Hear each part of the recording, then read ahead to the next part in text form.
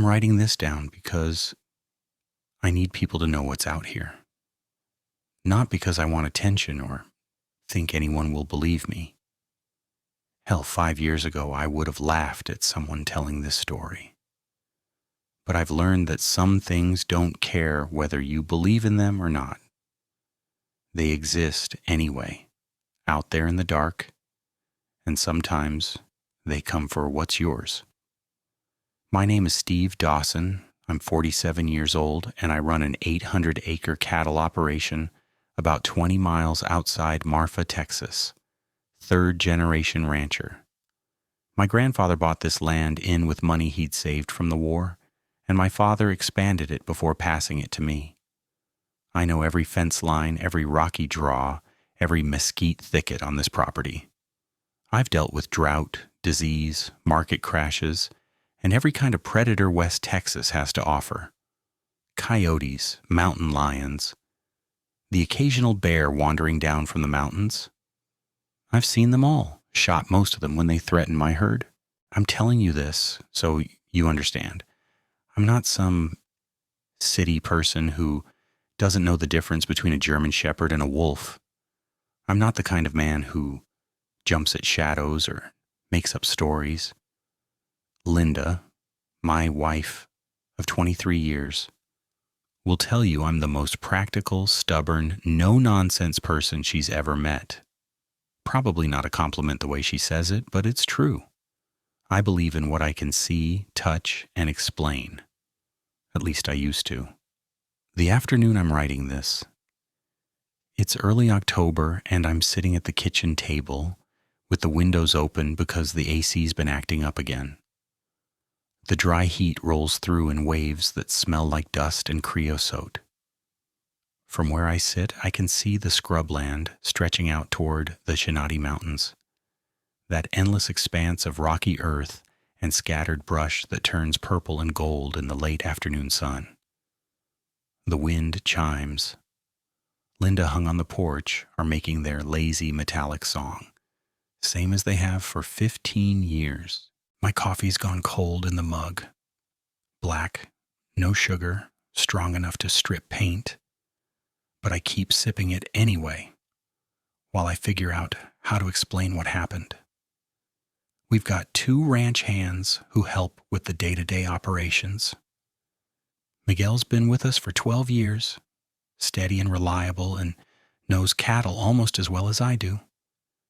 Jenny's newer, just 3 years, but she's got good instincts and doesn't complain about the heat or the hours.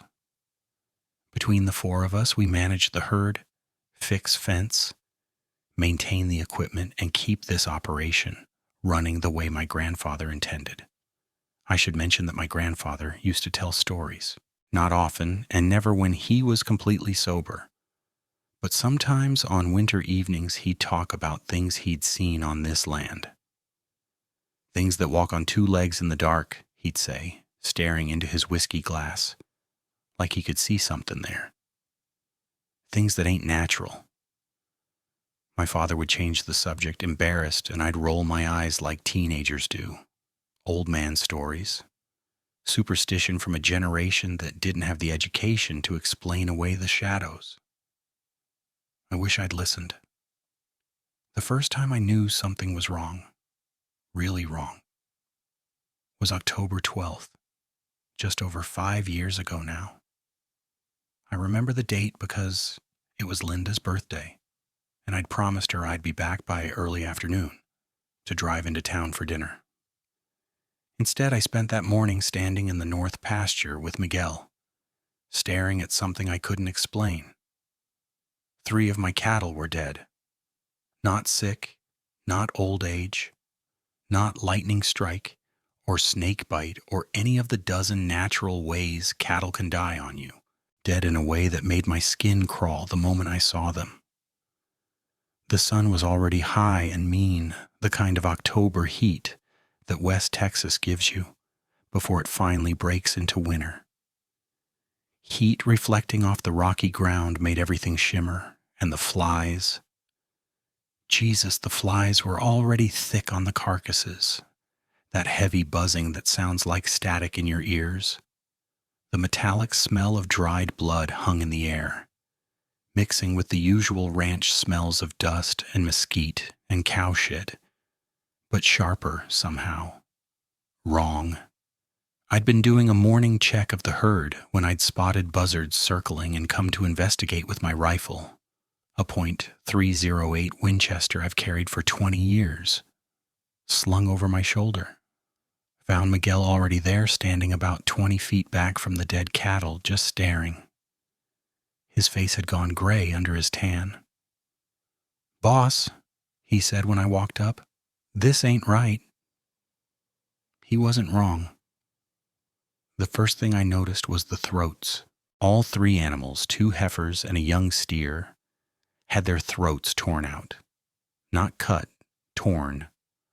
Massive ragged wounds that exposed windpipe and vertebrae. But here's what didn't make sense. Barely any meat eaten. A coyote pack will take what they can get. A mountain lion will feed. These cattle had been killed and left. Like whatever did it was hunting for sport or rage, not food. The second thing was the claw marks. I've seen what a mountain lion can do to a hide. I've tracked enough of them over the years. These marks were different. Deeper, longer, gouged through the tough hide like it was paper, leaving parallel furrows that were each as wide as my thumb. 5 distinct marks, like fingers ending in knives. The steer, the big one, probably 1,200 pounds of muscle and bone, had been dragged. You could see where his body had carved a path through the rocky dirt, leaving a trail of blood and disturbed earth. Nearly 40 feet from where the blood pool started to where he lay. I've never seen a predator that could drag that much weight that far. Mountain lions will drag a deer, sure, but a full-grown steer? "Miguel," I said, trying to keep my voice steady and professional, "what do you make of those tracks?" We'd both seen them. They started about 15 feet from the kill site, pressed into a patch of softer earth near some scrub brush. At first they looked like canine tracks. Too big for coyotes, each print was easily 6 inches across. But maybe a wolf, though we don't get many wolves this far south anymore. But the stride was wrong. Too long. And then about halfway through the trail we could see the tracks changed from 4 legs to 2. I know how that sounds. I stood there in the heat with sweat running down my back and the rifle's weight familiar on my shoulder, and I told myself I was seeing things wrong. Maybe the animal had been walking on its hind legs briefly, the way dogs sometimes do. Maybe the tracks overlapped in a way that looked like something else. Maybe the rocky ground was playing tricks, only showing partial prints that created an illusion. But Miguel saw it too. I could tell by the way he was looking at the ground, then at me, then back at the ground. His jaw was working like he wanted to say something but didn't know what words to use. Could be I don't know, boss. Maybe a bear? His voice had a question in it, like he was hoping I'd confirm that explanation. "Bears don't come this far south," I said. "Not usually. But maybe." "Maybe," I agreed, because I needed to agree. Because the alternative was something I wasn't ready to consider. We examined the scene for another 20 minutes, taking photos, looking for more tracks, trying to piece together what had happened. The sun beat down on us the whole time, and my shirt was soaked through with sweat that had nothing to do with the heat. Every time the wind shifted, I caught that smell again. Blood and death and something else underneath it. Something musky and wild that made the hair on the back of my neck stand up. The tracks led toward the fence line and then disappeared into rockier ground where nothing would leave a print. I found one section of barbed wire pressed down like something heavy had gone over or through it, but not broken. Whatever it was had been strong enough to bend the wire and push down the tension, but careful enough, or shaped enough, to not get caught up in the barbs. "We need to check the rest of the herd," I said finally, breaking the silence that had settled over us like a physical weight. "Make sure nothing else got hit." Miguel nodded, but I noticed he stayed close to me as we walked back to the truck. Noticed that he kept looking over his shoulder at the tree line. Noticed that his hand stayed near the pistol he kept on his belt. It took us most of the rest of the day to check the entire acres. The herd was nervous. I could see it in the way they bunched together, the way they startled easy, the way they kept moving even when they should have been settled down into the heat. Cattle know when something's wrong. They've got instincts bred from thousands of years of being prey animals, and those instincts were screaming. We didn't find any more dead cattle that day, but we found more tracks. Not many, and never clear enough to get a good photo, but they were there. Always near the fence line. Always disappearing into terrain too rocky to hold a print. I got home 3 hours late for Linda's birthday. She was upset until she saw my face and the blood on my jeans from kneeling next to the dead cattle. Then she just got quiet. That particular kind of quiet that meant she was worried and trying not to show it. "Predator?" she asked, handing me a beer from the fridge while I sat down heavily at the kitchen table. "Something," I said, because I didn't have a better answer. That night, I couldn't sleep. I kept thinking about those tracks, about the way they'd changed from 4 legs to 2, about the sheer strength it would take to drag a 1,200-pound steer 40 feet through rocky ground, about the claw marks that went deeper than anything I'd ever seen. And I kept thinking about my grandfather's stories, about things that walk on 2 legs in the dark, about things that ain't natural. But that was crazy. That was superstitious bullshit from a generation that didn't understand predator behavior or wildlife patterns. I was a modern rancher with a college degree in animal husbandry and 30 years of practical experience. I'd seen every kind of predator West Texas had to offer. And I knew the signs, knew the patterns, knew the science, except the science wasn't fitting. The patterns weren't matching. And the longer I lay there in the dark, listening to the wind chimes on the porch and the distant sounds of the herd settling for the night, the more I realized that maybe, just maybe, there were some things I didn't know after all.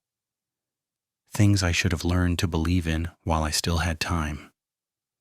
The week that followed October 12th taught me what real unease feels like. Not fear exactly, but something worse. That constant low hum of wrongness that settles into your bones and won't leave.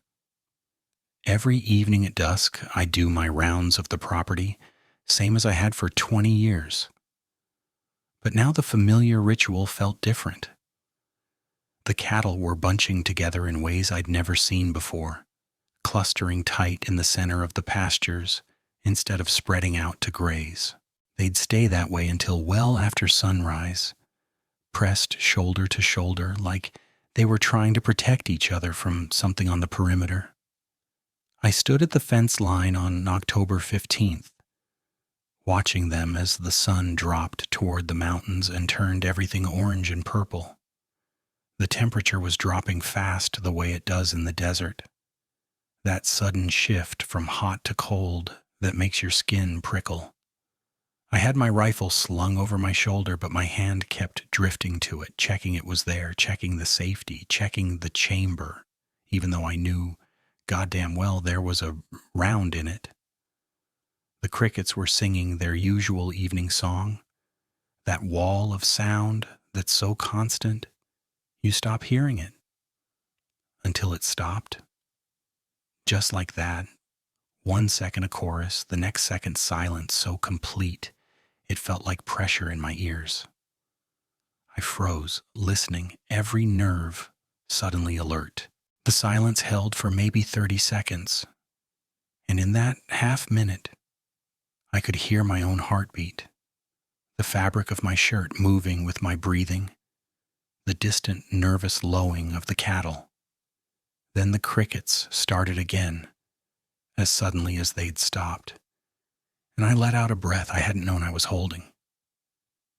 Getting spooked by bugs now, I muttered to myself, trying to force a laugh that came out hollow.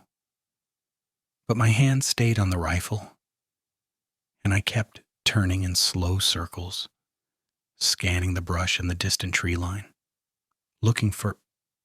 What? I didn't know. That was the worst part. I didn't know what I was looking for. My dogs knew something, though.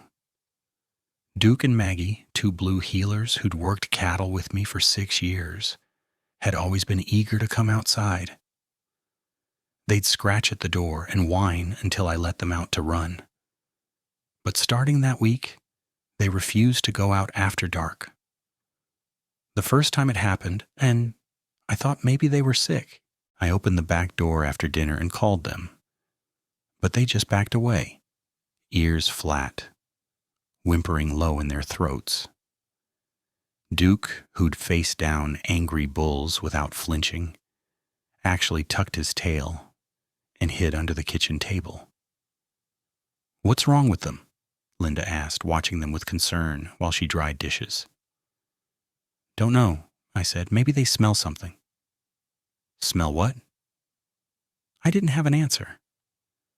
During daylight, the dogs were fine, no? Normal, energetic, working the cattle like always. But the moment the sun started to drop, they'd head for the house and refuse to leave it. Animals know things we don't. I kept telling myself it was probably a snake denning up nearby, or maybe the scent of that mountain lion I'd convinced myself had killed the cattle. But I knew better. I just wasn't ready to admit what I knew. On October 16th, I found more tracks near the north fence line. These were clearer than the first ones, pressed into a patch of mud near a cattle tank where the ground stays soft. The same massive prints, canine-shaped but wrong. Too big, too deep. And again, that pattern that made my skin crawl. Starting on 4 legs, then shifting to 2, then back to 4, like whatever made them couldn't decide what shape it wanted to be.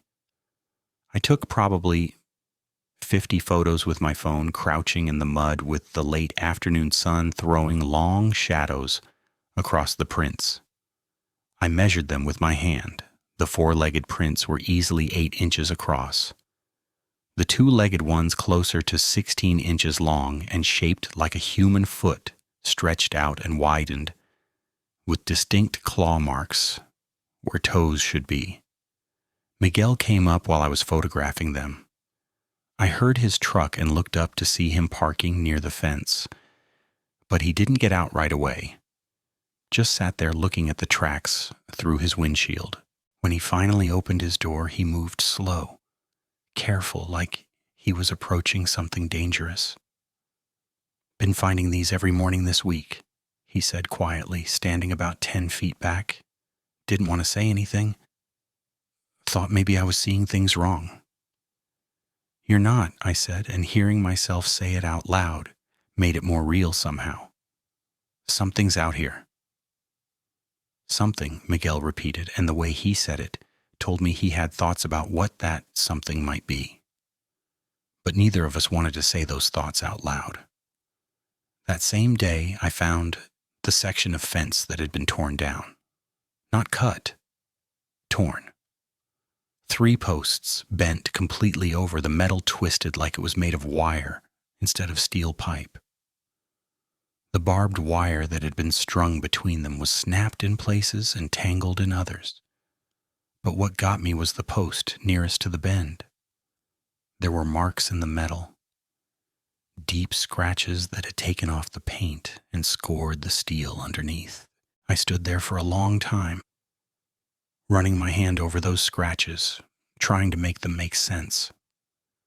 The posts were 3-inch steel pipes set in concrete. You'd need a vehicle or a tractor to bend them like that. But there were no tire tracks, no signs of any machinery, just those claw marks in the metal, and the posts bent toward the property, like something had grabbed them from the outside and pulled with enough force to twist steel.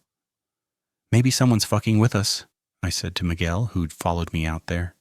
"Some kind of prank?" He just looked at me, and I could see in his eyes that he knew I didn't believe that. I didn't believe it either. But I said it anyway because saying something, anything, was better than standing there in silence thinking about what kind of strength it would take to do what I was looking at. My horse told me more than I wanted to know. I'd taken Cisco out on October 17th to check the south pasture, riding instead of driving, because there were areas the truck couldn't reach. Cisco was a good horse, calm and steady, 12 years old and afraid of nothing. We'd been through storms and rattlesnakes and a grass fire 3 years back, and he'd never spooked. Until that day. We were moving along a game trail through some mesquite trees when Cisco suddenly locked up, every muscle going rigid. His ears pinned back flat against his head, and he let out a sound I'd never heard from him before, a high, terrified squeal. Then he reared straight up, nearly throwing me, and bolted back the way we'd come. It took me a 1/4 mile to get him under control, and even then he was shaking. Foam on his neck, eyes rolling white. I never saw what spooked him. That was the worst part. I'd been looking around the whole time, rifle ready, and there was nothing there. Nothing visible. But Cisco knew something was there, and he wanted no part of it. When I tried to turn him back toward that trail, he fought me hard enough that I finally gave up. 1,000 pounds of horse, terrified of something I couldn't see. Every night I lay awake listening. The wind chimes on the porch would sing their metallic song, and I'd find myself tensing at each random note, waiting for them to change pitch or rhythm in a way that meant something large was moving past them. The old house would settle and creak the way houses do, and each sound would snap me to full alertness, reaching for the pistol I'd started keeping on the nightstand. Linda felt it too. I'd wake sometimes to find her lying rigid beside me, staring at the ceiling. "You feel it?" I whispered one night, around a.m., both of us awake for no reason we could name. "Something's wrong," she said softly. "Something's watching the house." I wanted to tell her she was imagining things, but I felt it too, that constant awareness of being observed, that pressure of unseen attention. Even inside our own home, with the doors locked and the lights on, I felt exposed, vulnerable.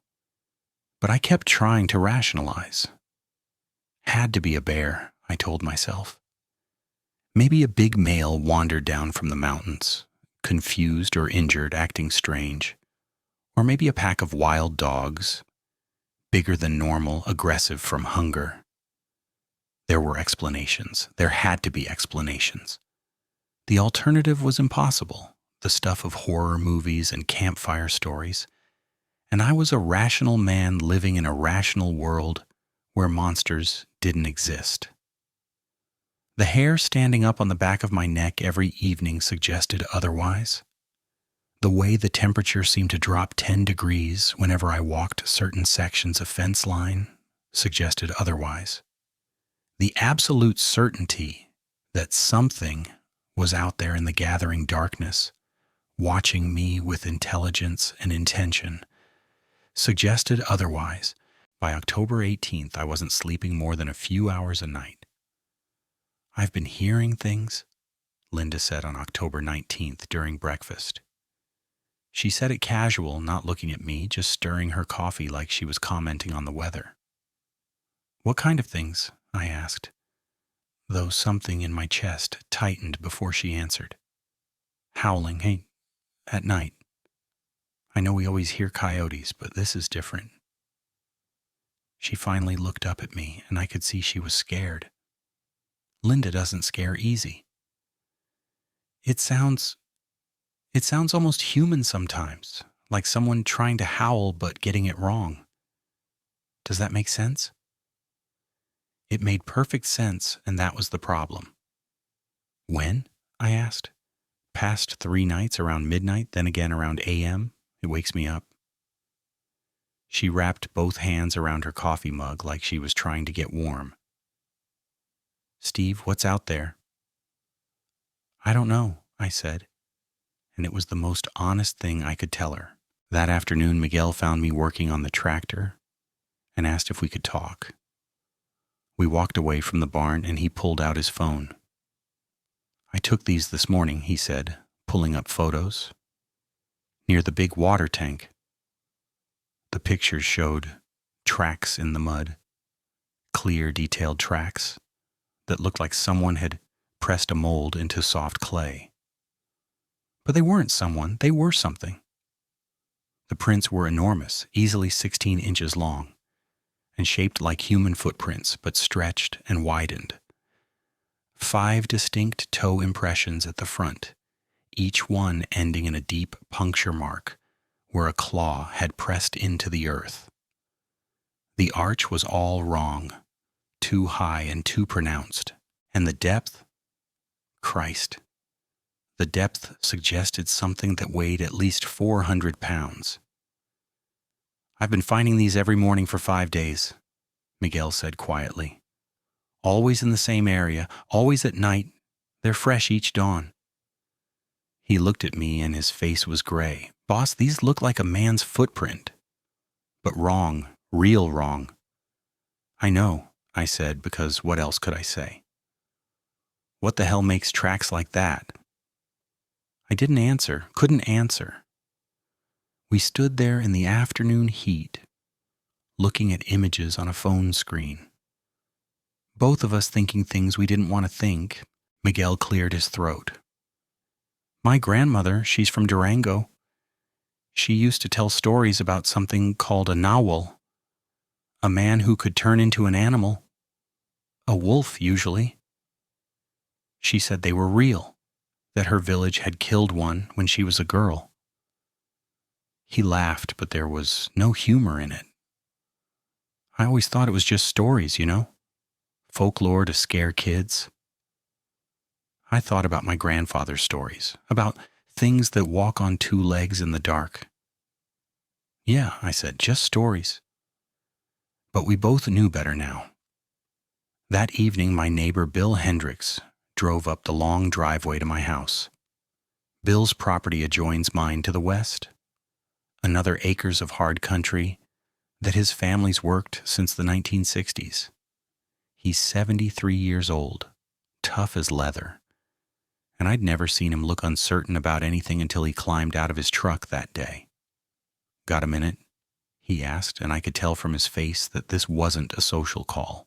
We sat on the front porch, with a bottle of whiskey between us, watching the sun drop toward the mountains.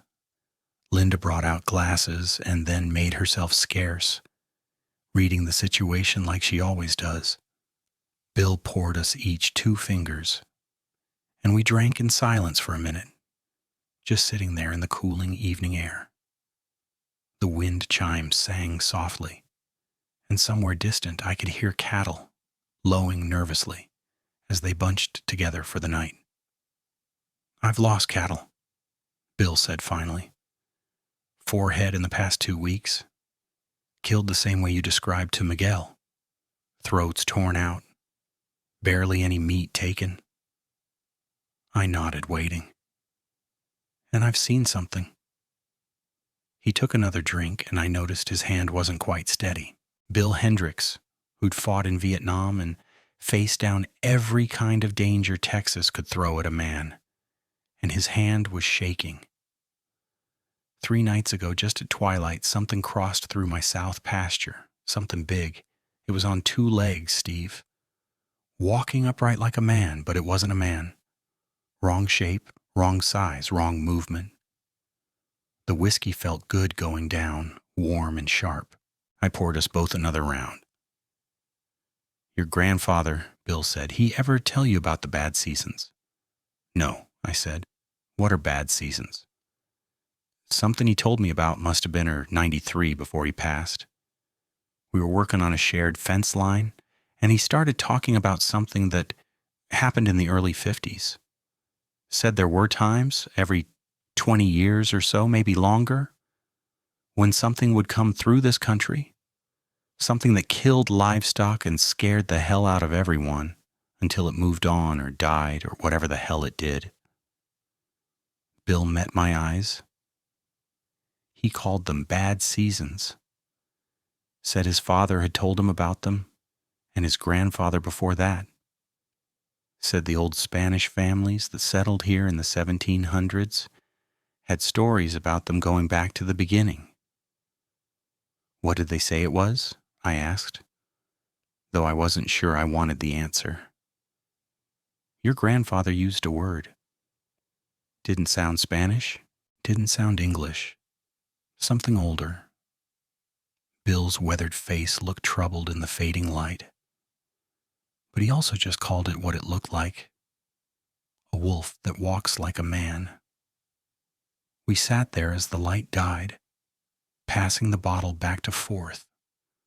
2 practical men talking about impossible things. The calloused firmness of Bill's handshake, when he finally left, felt like a lifeline. Proof that someone else knew, someone else had seen, someone else believed. Watch yourself, he said before getting in his truck. Watch your family, and Steve, don't go out alone after dark. Whatever this thing is, it's smart. It's learning our patterns. I stood on the porch long after his taillights disappeared down the driveway, watching darkness claim my property, feeling the familiar land transform into something unknown and threatening. The wind chimes sang their evening song, and somewhere out in that darkness, something howled, deep and resonant and wrong, a sound that had words trying to form in it. Linda was standing in the doorway when I finally turned around, her face pale. I heard it, she said. I know. What are we going to do? I looked back out at the darkness, at my land, at the legacy my grandfather had left me, along with stories I should have believed. I don't know yet, I said, but I'm going to find out what it is. Because knowing, even knowing something impossible, something that couldn't exist, was better than this uncertainty, better than jumping at shadows and feeling watched and wondering if tonight would be the night it decided to stop killing cattle and start killing something else. I just didn't know yet how much I'd wish I'd stayed ignorant. On October 21st, I drove into Marfa for the first time in 2 weeks. I hadn't planned on going, had too much work to do on the ranch, but I needed answers more than I needed to fix fence or move cattle. I needed to know if I was losing my mind or if what I was experiencing was real. And if it was real, I needed to know what the hell I was dealing with. The Marfa Public Library sits on Highland Avenue in a small brick building that looks exactly like what it is. A small town library in West Texas, practical and unadorned. I felt ridiculous walking through the door at AM on a Tuesday, a rancher in work boots and dusty jeans, coming to look at old newspapers. The librarian, Mrs. Chen, who'd been there since I was in high school, smiled at me like I was a regular patron instead of someone who hadn't set foot in the place in probably 15 years. Steve Dawson, she said warmly. What brings you in? Looking for archived newspapers, I said, old ones, going back as far as you've got them. What dates or events are you researching? I hesitated. Animal attacks? Unusual livestock deaths? Say from 1950s forward? Something flickered across her face. Recognition maybe or concern, but she just nodded and led me to a back room where they kept the archived papers on microfiche and in bound volumes that smelled like dust and old ink. That musty smell of decades of newsprint filled the room, and she showed me how to use the microfiche machine before leaving me alone. I spent 4 hours going through old papers, starting with, since that's around when my grandfather would have been dealing with whatever he dealt with. It took me almost an hour to find the first reference, a small article from October about mysterious livestock deaths on several ranches outside Marfa. The article was brief, just a few paragraphs, but it mentioned unusual predation patterns and tracks that don't match known predators. Then I found another from September 1971. More livestock deaths, same area, same description. Local ranchers baffled by mysterious killings. Another from October 1931. Another from September 1911. Another from 1893.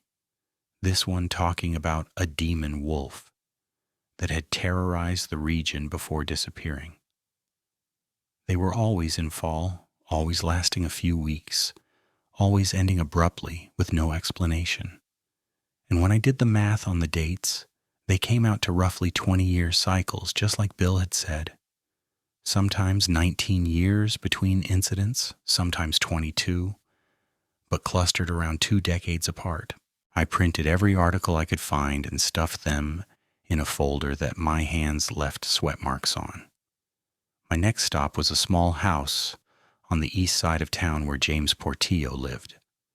James had been a game warden for 40 years before retiring in 2008, and if anyone knew about unusual predator activity in the Trans-Pecos region, it would be him.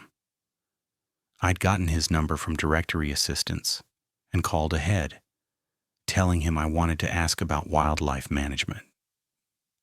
He'd agreed to meet, probably thinking I had questions about coyote control or mountain lion behavior. James answered the door in slippers and a cardigan, looking every bit his 72 years, but his eyes were sharp when he shook my hand and invited me in. His living room was exactly what you'd expect from a career wildlife officer. Heads mounted on the wall, photographs of him with various animals, books about fauna and ecology filling homemade shelves. So, he said once we were sitting with coffee he'd made too strong. What do you really want to know about? You didn't come here to ask me about standard predator control. No, sir, I said. I came to ask about something unexplained. He studied me for a long moment. You've seen something, he said finally. Not a question. I can see it in your face. That look people get when they've encountered something that doesn't fit their understanding of the world. I told him. All of it. The dead cattle, the tracks, the way they changed from 4 legs to 2, the torn fence, the feeling of being watched, Bill's sightings. I told him about my grandfather's stories and the newspaper articles I'd found. I laid it all out, like evidence in a case I was building. Evidence that I was either sane or completely losing my mind. James listened without interrupting, his weathered face neutral, his coffee growing cold in his hands. When I finished, the silence stretched for almost a minute. Off the record? He asked finally. Off the record. There have been sightings in the Trans-Pecos region going back as long as anyone's kept records. Before that, there are Native American stories, Spanish colonial accounts, Mexican folklore, all describing the same thing. Something that looks like a wolf but walks like a man. something that's stronger and smarter than any animal should be. He set his coffee down carefully. I've never seen it myself, but I've seen the aftermath. I've seen kills that don't match any known predator pattern. I've seen tracks that I couldn't identify and wouldn't file official reports about because I'd have been laughed out of my job. What do you think it is? I asked. I think there are things in this world that science hasn't cataloged yet. Things that are rare enough and smart enough to avoid systematic study. He met my eyes. I think your grandfather probably encountered one, and now you're encountering one, and there's not a damn thing official channels will do to help you because officially it doesn't exist. How do I stop it? You don't stop it, you survive it.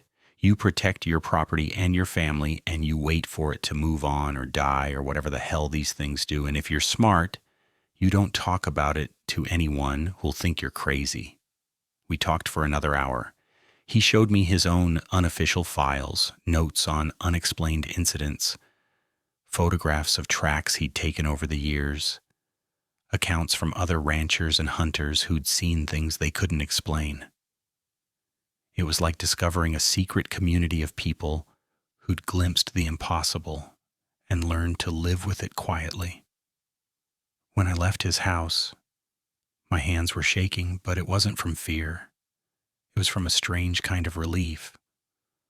I wasn't crazy. This was real, and other people had survived it. My last stop was my Aunt Sarah's house on the south side of town. Sarah was my father's older sister, 81 years old now, living alone in the house where she'd raised her 3 kids. I hadn't visited in months, and I felt guilty about that as I knocked on her door. "Stephen," she said, surprised but pleased. Come in. This is unexpected." We sat in her kitchen that smelled like the lemon cookies she'd been baking, and I asked her about my grandfather, about his stories, about whether he'd left anything behind, any writings or journals about his experiences on the ranch. Sarah's expression changed. She studied me carefully. "Why are you asking?" "Because I think I'm experiencing what he experienced." She was quiet for a long moment, then stood up and left the room. She came back carrying a wooden box about the size of a shoebox, the wood dark and polished with age. "Your grandfather gave this to me for safekeeping in 1989, she said. "Made me promise to give it to whoever was working the ranch if they ever came asking. Your father never asked. He didn't want to know. But you're asking." She handed me the box. Inside was a leather journal, the cover worn soft with handling, the pages filled with my grandfather's tight, careful handwriting. The entries were dated from to 1953, and they detailed exactly what I was experiencing now. Dead cattle, strange tracks, the feeling of being watched, and then the encounters, brief glimpses of something massive and wrong, something that looked like a wolf but moved like a man. One passage was underlined. "It's not a natural thing. It thinks like a man but kills like a beast. Silver bullets are just folklore. I don't know if anything special kills it, but it can be hurt. It can bleed. And when it's hurt bad enough, it leaves. Until next time." The journal was heavy in my hands, heavier than paper and leather should be. It was proof. It was validation. It was terrifying. "He survived it," Sarah said quietly, "and so will you. But Stephen, you need to be careful, and you need to be prepared." I drove home with the journal on the passenger seat and a new understanding of what my grandfather had tried to tell me in his stories. He hadn't been superstitious or senile. He'd been trying to warn me. That night I stopped at Walker's Sporting Goods on the edge of town. Danny Walker, who'd run the place for 30 years, looked up from his computer as I walked in. "Steve," he said, nodding. What can I get you? Ammunition, I said. Every caliber you've got for the rifles I own. 308, 30-06, 12-gauge slugs, and I need a lot of it. Danny's expression shifted from friendly to concerned. Everything okay out at your place? Predator problem, I said, which was technically true.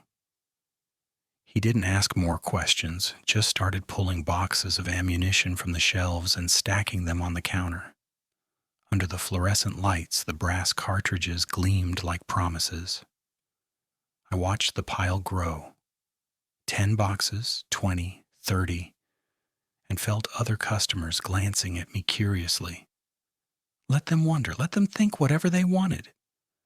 When Danny rang me up, the total was over $800. I paid cash and loaded the boxes into my truck, feeling the concerned looks from townspeople who'd known me my whole life. They sensed something was wrong. They just didn't know what. I didn't enlighten them. How could I? How do you tell people that monsters are real, that they're out there in the dark, and that sometimes they come for what's yours? You don't. You just prepare. You load your weapons and reinforce your defenses and hope that when it comes, because it will come, you're ready. Driving home in the gathering dusk, I saw the first stars appearing in that vast Texas sky. The land stretched out around me, beautiful and harsh and familiar. My land, my family's land. Worth fighting for, worth dying for if it came to that, but I was going to make damn sure that if dying happened, it wouldn't be me doing it. I thought I understood fear before October 24th. I thought I knew what it meant to be afraid. The normal anxieties that come with ranching, with weather and markets and predators, but real fear, the kind that strips away everything civilized and reduces you to pure animal instinct. I didn't know that until 2:17 a.m.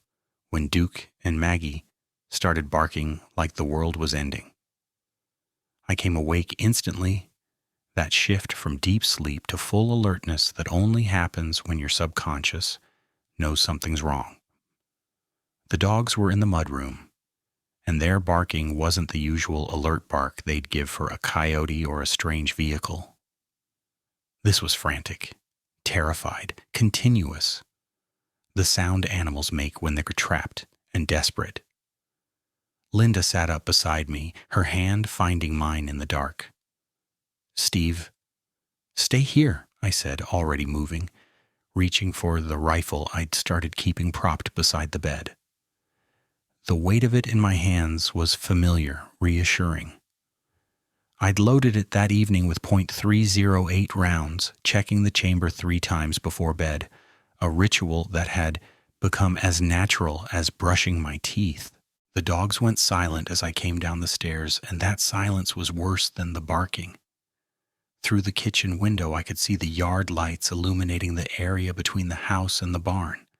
That familiar space I'd crossed 10,000 times, rendered strange by the quality of the quiet. No crickets, no wind, nothing. Then I saw the barn door. Even from 100 feet away through the kitchen window, I could see it was wrong. The main door, heavy wood reinforced with steel bands, hung on hinges my grandfather had installed in 1953, was hanging at an angle, the top hinge torn completely free.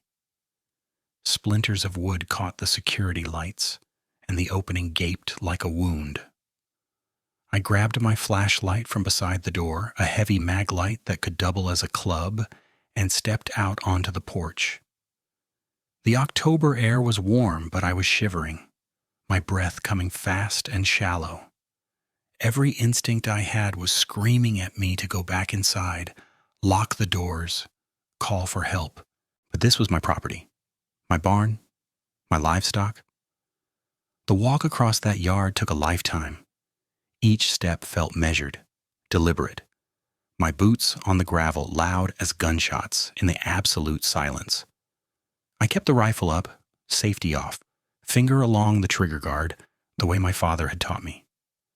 The flashlight beam swept left and right, catching nothing but familiar shapes rendered sinister. The old tractor, the water trough, the fence posts, marching off into darkness. The barn door's damage was worse up close. The wood hadn't just broken, it had been torn, ripped away from the hinges with enough force to splinter the heavy planks. The steel reinforcement bands were bent. I touched one and found it still warm, like something had gripped it with enough strength to heat the metal through friction. Inside the barn, the darkness was absolute. My flashlight beam cut through it, catching motes of dust and hay chaff floating in the air. The smell hit me immediately. Blood, thick and hot and fresh, mixed with something else. A musk, animal and sharp, that made my hindbrain shriek warnings. The beam found the calf first. One of this year's spring calves, maybe 4 months old, lying in the center aisle in a spreading pool of blood that looked black in the flashlight beam. Its throat was gone, torn away, and its chest cavity had been opened. But it was the way the ribs were bent outward that made my stomach lurch, bent from the inside like something had reached in and pulled.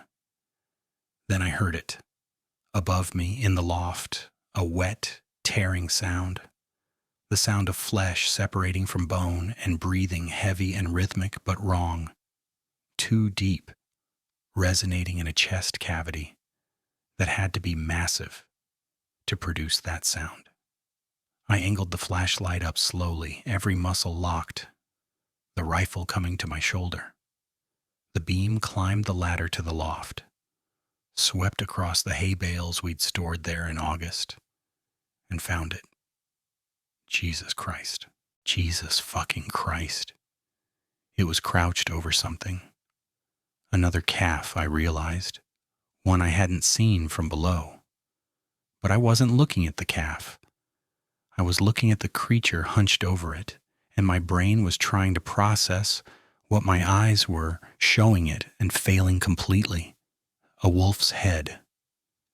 That was my first coherent thought. It had a wolf's head, elongated snout and pointed ears, but scaled up, massive, the size of my truck's steering wheel. Dark fur covered it, coarse and thick, catching my flashlight beam and seeming to absorb it. But the body, Christ, the body was wrong. The shoulders were too wide, too human in their structure. The arms weren't forelegs, they were arms, thick with muscle, ending in hands that had fingers, 5 distinct digits, but each one tipped with a claw, as long as my thumb. It was feeding. I could see its muzzle buried in the calf's chest cavity, could see its shoulders working as it tore at something inside. 300 pounds at least, maybe more, all muscle and fur and wrongness. My flashlight beam caught its eye, and it looked up at me. The snarl that came from its throat wasn't like anything I'd ever heard.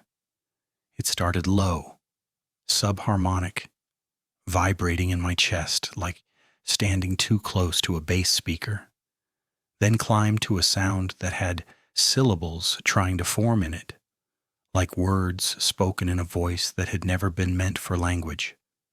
The intelligence in those eyes, yellow-green and reflecting my light, was the worst part. It wasn't looking at me like a predator looks at prey. It was looking at me like one person looks at another person who's just interrupted their meal. I fired. I didn't think about it, didn't aim carefully, just pulled the trigger in pure panic. The rifle's report in the enclosed space of the barn was deafening, a physical pressure that made my ears ring instantly.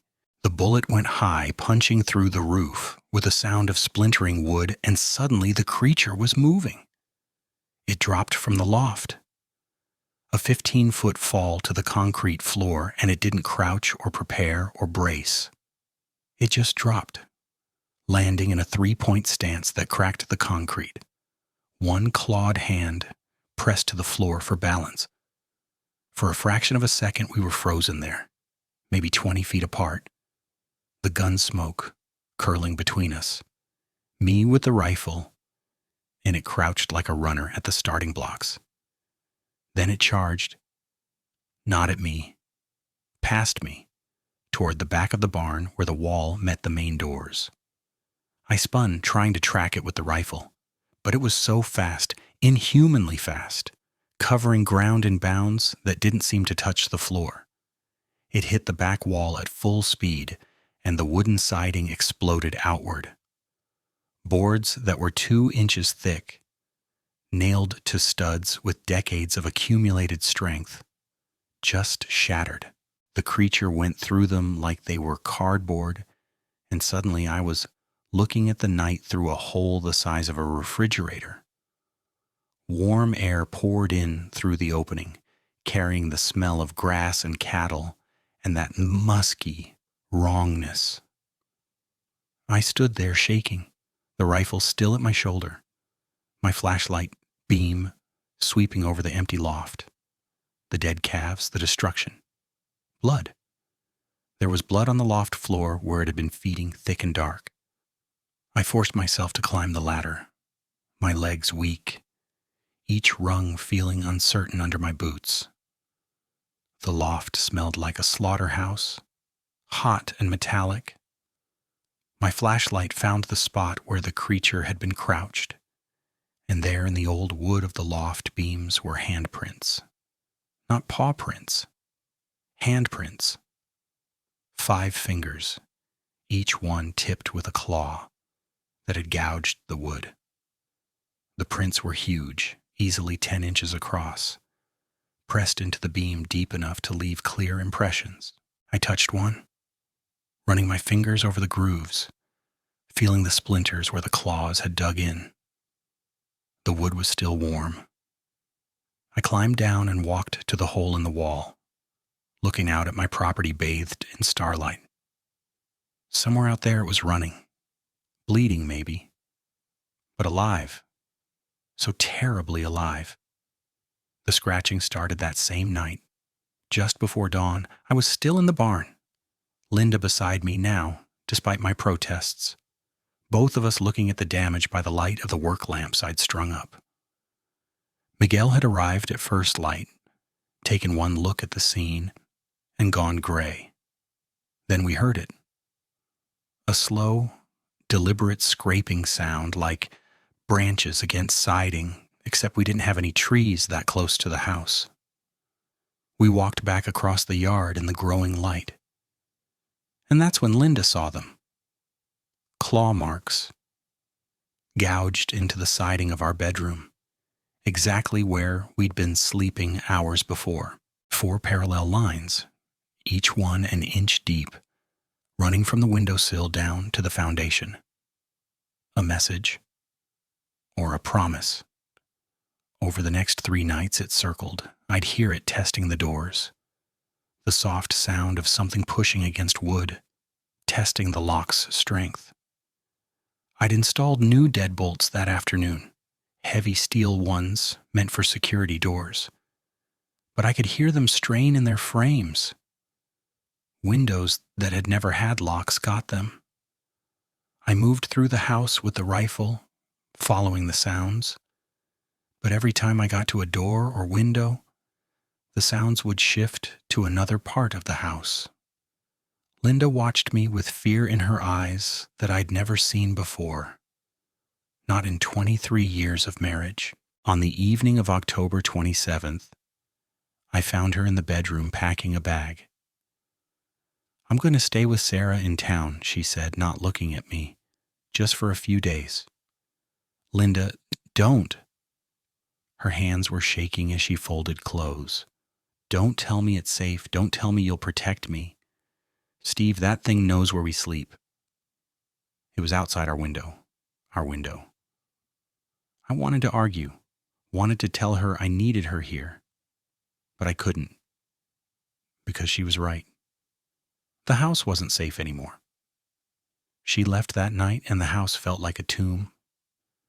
Miguel and I set up watches, rotating every 4 hours, one of us always awake and armed. We'd rigged every light we had, turning the property into a fortress of illumination. But on the second night of watches, I heard Miguel scream from the bunkhouse. I ran, rifle up, across the yard that was bright as day under the security lights. Found him standing in the middle of his room, shaking, his pistol pointed at the window. The glass was intact, but pressed against it, leaving fog marks. Had been a face. It was looking at me, Miguel whispered. Just looking. Its eyes, boss, its eyes were thinking. It knew I was scared. It liked it. He quit the next morning. I didn't blame him. Paid him for the full month and an extra 1,000 from savings we couldn't afford to lose. And I watched him drive away, feeling the isolation settle over me like a physical weight. Bill Hendricks came by that afternoon, and when he got out of his truck, I saw him favoring his left side. "Let me see it," I said, and he pulled his shirt aside to show me the bandages on his shoulder. 3 long cuts, stitched closed, but still angry red. "Got between me and my house 4 nights ago," he said. "Tried to shoot it, but I was too slow. It swiped me like swatting a fly, and I went down. Thought it was going to finish me, but it just left. Like it was proving a point." We sat on my porch and pieced it together. The creature was escalating, getting bolder. Bill thought maybe it had been wounded before, maybe by someone else in a previous encounter, and it was angry now.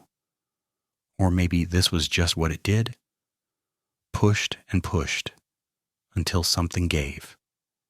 That evening I found one of my heifers dead 100 yards from my house. Not killed for food, just killed. Its throat torn out and left there in the open where I'd see it from my porch. A message, a taunt.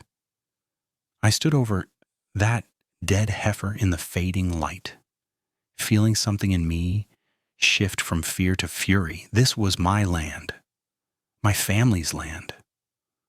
3 generations of Dawsons had worked this ground, survived drought and depression and every hardship Texas could throw at them. I'd be damned if I'd be driven off by something that wasn't supposed to exist. I set the trap on October 30th, drove my truck out to the north pasture just before dark, the same place where I'd first glimpsed the creature in my headlights. I had the floodlights rigged, 4 work lights mounted on a frame I'd welded together, running off the truck's battery and bright enough to turn night into noon. My rifle lay across my lap, loaded with a mix of everything I had. Soft points, hollow points, even some old military surplus rounds I'd bought years ago and never used. I was using myself as bait, and I knew it. Knew the creature was smart enough to recognize the trap, but I was betting it was also angry enough not to care. The sun dropped behind the mountains and the temperature fell with it. I sat in my truck with the windows down, breathing the night air, listening. The cattle had scattered during the day, but now they were bunched together a 1/4 mile away, visible in my headlights as a dark mass pressed, tight with fear. Midnight came. The stars overhead were brilliant, that vast Texas sky unmarred by light pollution, showing the Milky Way like a river of light, beautiful and indifferent to the small human drama playing out below. Then the truck rocked.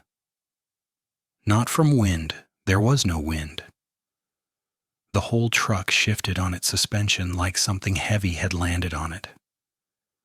I looked up through the windshield and saw nothing, but I could hear it now. Above me, on the roof, the metal groaned. Sharp tips, claws punched through the roof liner, and I threw myself sideways as they tore downward, opening the roof like a can opener. I hit the door handle and rolled out, came up with the rifle, and hit the floodlights. It was standing on my truck's hood, fully upright, and the lights caught it in perfect detail. 8 feet tall. Christ, it was 8 feet tall, maybe more, covered in coarse dark fur that was mottled gray and black. The head was unmistakably lupin, elongated snout full of teeth that caught the light, pointed ears flat against its skull. But the body was a nightmare hybrid, massively muscled shoulders, arms thick as tree trunks, chest deep and broad. It was breathing hard, and I could see old scars under its fur, healed wounds from God knew what previous encounters. When it looked at me, its eyes reflected the floodlights in yellow-green discs that held an intelligence that made my blood freeze. This wasn't an animal, or it wasn't just an animal. It was something that thought, that planned, that remembered. It charged. I fired. The rifle kicked against my shoulder, the muzzle flash blinding, the report thunderous. I worked the bolt and fired again, tracking it as it closed the distance in bounds that covered 10 feet at a time. The third shot hit it square in the chest. I saw the impact, saw blood spray black in the artificial light. It went down hard, tumbling, rolling, coming to rest 20 feet from me. For a moment, I thought it was over. I kept the rifle up, breathing hard, my heart hammering against my ribs. The creature lay still, its chest heaving, blood pooling beneath it. Then it moved. It stood up. Not fast, not easy, but it stood, blood sheeting down its chest, its breathing labored. And it looked at me with those 2 intelligent eyes, and I saw rage there, pure, focused rage. "Stay down," I heard myself say, my voice cracking. "Just stay down." It charged again. I emptied the rifle into it. 5 more shots, 4 of them hitting, and each impact made it stagger but didn't stop it. When it was 10 feet away, the rifle clicked empty, and I had just enough time to dive aside as it rushed past me, its momentum carrying it beyond where I'd been standing. It didn't turn for another pass. Instead, it fled, loping on all 4s now, its gait uneven, leaving a blood trail that looked black in my floodlights. I watched it disappear into the darkness beyond my light's reach, heard its labored breathing fade into the distance. I collapsed against my truck, shaking so hard I could barely hold the rifle. The smell of gunpowder hung in the air, mixing with the acrid scent of adrenaline sweat. My shirt was soaked through despite the cool night air. When dawn came, when I'd finally stopped shaking enough to move, I followed the blood trail. It led north, toward the ravine that marked the edge of my property. There was blood everywhere, splashed on rocks, pooled in depressions, smeared on vegetation. I followed it for half a mile, Bill arriving at some point to follow with me, both of us armed and silent. We found where it had collapsed near the ravine's edge. The blood pool was massive, soaked into the earth. Too much blood for anything to lose and survive, but the body was gone. Drag marks led to the ravine's edge, then disappeared. Either it had crawled off to die, or something else had taken it. "Think it's dead?" Bill asked quietly. I looked at that blood pool, at the amount of life that had poured out onto Texas soil. "I think if it's not, it won't be back." But I wasn't sure. Standing there in the early morning light, exhausted and terrified and still alive, I wasn't sure of anything except that I'd seen something impossible, shot something that shouldn't exist, and watched it get back up. Whatever it was, wherever it came from, it was real. And now I had to learn to live with that knowledge.